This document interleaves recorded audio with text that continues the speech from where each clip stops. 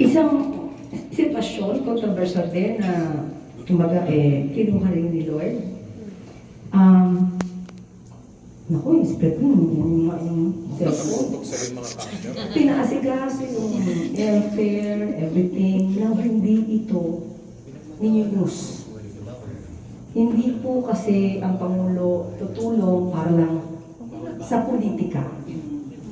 Hindi po siya gano'n. Hindi po siya pupunta sa lamay para magsuot ng jersey ng isang basketballista. Pagtulong po talaga, tulong. So di ko na sasabihin kung sino pa yung mga tinulungan niya. Kasi baka pag nakita po yun sa na-broadcast siya, baka mapagalitan tayo. Pero yun po, si Pangulo, so kaya nga po nung nakita ko na na-broadcast na nila, diba? But anyway, nakita niyo naman po yung tulong talaga ng Pangulo. At si Mima kasi po ay hindi pa po kami personal na nakita. Pero tumatawag siya sa akin. Tumatawag siya sa akin, nangangamusta. At hindi ko siya pa personal na imbita sa briefing.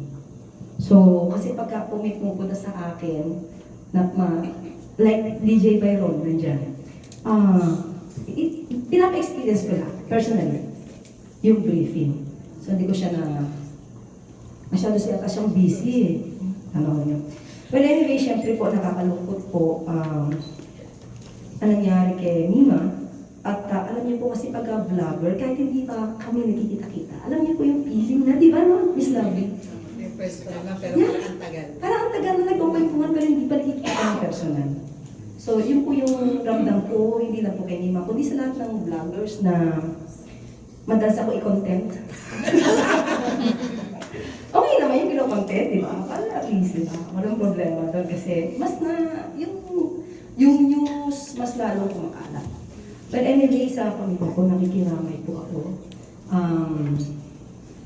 Taos-puso po yung pakikiramay namin mula rin po sa Pangulo.